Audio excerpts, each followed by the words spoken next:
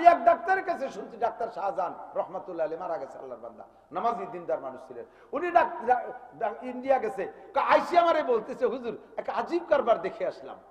আমি উনি তো ডাক্তার, একদম নিজে চিকিৎসা হতে গেছে, পাশাপাশি ওই দেশের ডাক্তারদের ডাক্তারি কৌশলও দেখতে গেছে, চিকিৎসা কিছু শিখেও আসবে। কয় একটা ক্লিনিক, একটা হাসপাতালে ঢুকছি, অপারেশনের রুগী দুই কাতার দিয়ে শোয়ানো, এইটা দেখতে গেছি এমার্জেন্সি। ভিতরে ঢুকে দেখি যুবক আধা বয়সী, 40, 42, 45, 50, তার চেয়ে ছোট, এ ভ্যারাইটি গেছে শোয়া।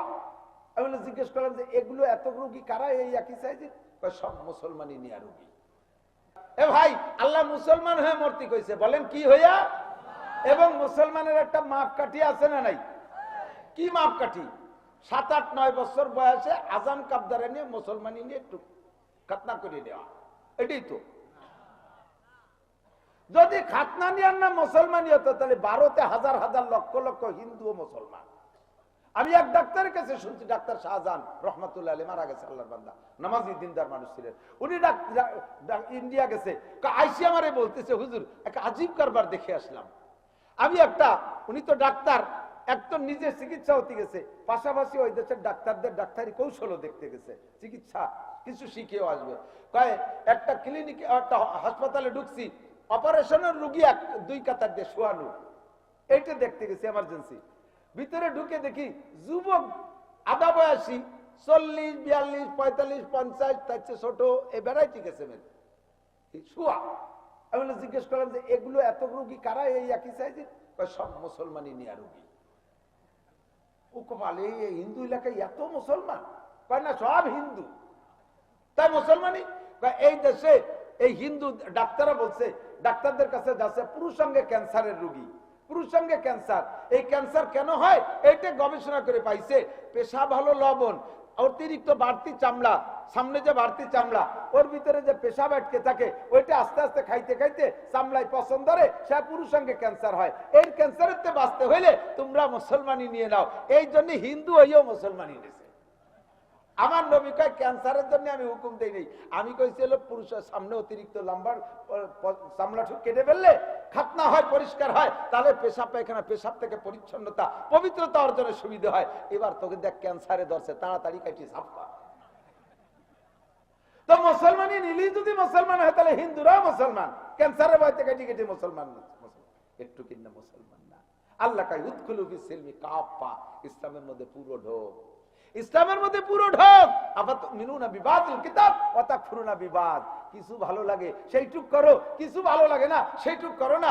ঈদ ভালো লাগে পড়ো, জুমা ভালো লাগে পড়ো, হজ ভালো লাগে করো, পয়সা উমরা ভালো লাগে করো, যাকাত দিতে ভালো লাগে না যাকাত দাও না, 5 ওয়াক্ত নামাজ পড়তে ভালো লাগে না, ফজরের আজান ভালো লাগে না, শেষ রাত্রে উঠে তাহাজ্জুদ ভালো লাগে না, ফজরের নামাজ মসজিদে পড়তে ভালো লাগে না, পর্দা করতে ভালো লাগে না, সত্য কথা বলতে ভালো লাগে না, হক কথা বলতে ভালো লাগে না।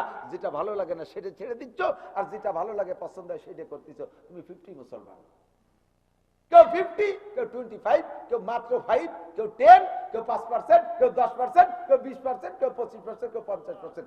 100% মুসলমান হয়ে আসি, নালে কিন্তু পাশার সামলা থাকবে না। প্রথম কবরে যাওয়ার সাথে সাথে আপনার বডি ইনকোয়ারি হবে, বডি চেক হবে, চুল কয়টা ঠিক আছে নাকি, মোজ কয়টা ঠিক আছে নাকি, দাড়ি কমুখী, এদিক ওদিক মোটামুটি চুল টুল ঠিক আছে, মোজ তো 60-60, দাড়ি নেই। এখন চিনতে পারতেছে না, দাড়ি না থাকলে পুরুষরা চিনতে হলে কোন দিক জাতি হবে, নিচে পড়া চলি যেতে হবে না। কবরে যাই হবে ইজ্জতি, কবরে যাই হবে ইজ্জতি। প্রথম চান্সে ফেরেশতারা তোমার চিন্তি মেডিকেল করা লাগবে। বডিটাকে ঠিক করো, 1 নম্বরে বডি কয়, বডি হেফাজত করো। পাক্কা সিদ্ধান্ত নেয় ভাই, হাসি হাসির ভিতর দিয়ে আমি হাসি, এটা আমার বাচন ভঙ্গি, হাসানো আমার মাকসাদ না। ভালো করে মনে রাখেন, কিয়ামতের ময়দানে আল্লাহ পাক রব্বুল আলামিন গপ্পার নামের সাথে আত্মপ্রকাশ করেছেন। পাইকারি দরে মাফ করতেছে, পাইকারি দরে, কোন মতে একটু সুতো বানা। আল্লাহ আমি আগে হুজুর একটু বালি খাইছিলাম, যাতে যা হুজুরের সাথে চলে যা। আল্লাহ আমি মাদ্রাসায় মুষ্টি চাচ্ছিলাম, যাও হুজুরের সাথে চলে যা। আমরা যে কালেকশন করি, এই কালেকশন বিলাং না।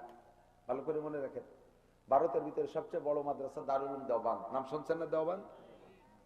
আমি গেছি 1991 সালে, কত বছর হলো, 91 সালে গেছি। সেই সময় যাইয়া লাইব্রেরি, মাদ্রাসার লাইব্রেরি আমার চিনিয়ে দিয়েছে, থাকি যে বিল্ডিং সেখানে লাইব্রেরি চিনিয়ে দিয়েছে, কুতুবখানা কারবিতে। সেই কুতুবখানা আজকে চিনিয়ে দিয়েছে, কানি কিতাবাদি দেখে টেকে রুমে চলে আসছি। পরের দিন আমি সেই কুতুবখানা একা একা খুঁজে পাই না। দেওবন্দ মাদ্রাসার বিল্ডিং এর মধ্যে সেই কুতুবখানার রুম আমি খুঁজে পাই না। ঘুরিয়ে গাড়ি চলে এসে আবার আগে দিছে, 3 দিন আগে দেওয়ার পর আমি 4র্থ দিন একা একা কুতুবখানায় যাইতে পারি না, আবারও আগে দেওয়া লাগছে। এত বিল্ডিং এর ভিতরে আমি চিনতে পারি না, এত বড় মাদ্রাসা। আল্লাহ এই মাদ্রাসার শুরু যখন করছে তখন মুষ্টি আটা কালেকশন করে, মুষ্টি আটা। আমাকে দেন তো মুষ্টি চাউল, ওদের আটা খায়, আটা কালেকশন তালবি আলিমরা শুক্রবারে কালেকশন করে। বড় লোক একজন যাইয়া কাসেম নানুতুবি রহমাতুল্লাহ আলাইহিকে বানিয়ে মাদ্রাসা প্রতিষ্ঠাতাকে বলছে, হুজুর আলেম ওলামা তালবি আলিম এরা সপ্তাহে পড়ে শুক্রবারে খয়রাত করে বেড়াবে দুয়ারে দুয়ারে। আলেম তালবি আলিম সম্মানের পাত্র, তারা ইজ্জতের সাথে থাকবে, এরা কেন ভিক্ষে করবে? এটা আমার ভালো লাগে না হুজুর, ওকে বন্ধ করে দেন। হুজুর কা বাবা সরকারও টাকা দেয় না, আর আমাকে জায়গা জমি নাই যে সেনতে ফসল দিয়ে গম টম ফলাই খাবো, এরা খাবে কি? দিন শিখতে আসছে, খাওয়ার ব্যবস্থা তো কিছু নেই, এই মুষ্টি এটা খায়। কয় যদি থাকলে দাঁড়ে দাঁড়ে, কয় তাই উপায় কি? জিজ্ঞেস করছে, হুজুর আপনার মাসে কড্ডুন আটা লাগে, বছরে কড্ডুন আটা লাগে? মাসে এত এই কয় মন লাগে, বছরে এই কয় মন লাগে। বড় লোক বললেন, সারা বছরের আটা একবারে নিতে পারেন, অথবা মাসে মাসে নিতে পারেন, পুরো বছরের আটার দায়িত্ব আমি নিয়ে নিলাম।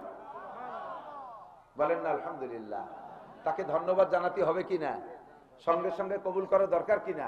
নানুতুবি রহমাতুল্লাহ বলেন, মিয়া তোমাকে আমি গ্রহণ করলাম, তুমি দিলি নেব তা ঠিক আছে, কিন্তু কালেকশন বন্ধ করবো কিনা এই ব্যাপারে আমি তোমার বলতে পারতেছি না, এটা কালকে বলবো, রাত্রে আমার একটা মিটিং আছে। রাত্রে মিটিং কি?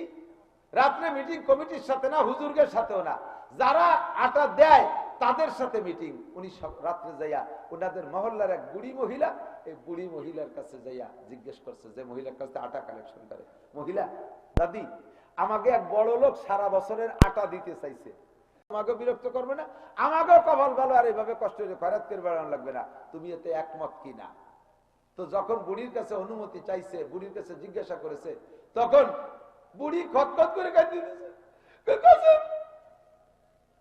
তুমি তোমার বড় লোককে নিয়ে আর হুজুরকে নিয়ে বেচতে যাও, আমরা গরিব মানুষ বেচতে যেতে পারবো না, আমরা গরিব মানুষ বেচতে যাবো না, আমরা মূর্খ অশিক্ষিত, কোরআন কিতাব পড়তে পারি না, ইবাদত থেকে বেশি পারি না, আমরা সাধারণ মানুষ, একটু মহল্লায় একটু আটা গুছায় রাখি, তোমার হুজুরকে একটু এক মুঠো আটা খাওয়াইয়া একটু বেচতে আশা করি, আর তুমি তাই বন্ধ হয়ে দিতে চাচ্ছ, বুঝতে তুমি বড় লোককে ভক্ত, বড় লোককে নিয়ে তোমার হুজুরকে নিয়ে বেচতে যাও, আমাকে মতো গরিব মানুষ বেচতে যাবো না, যাও।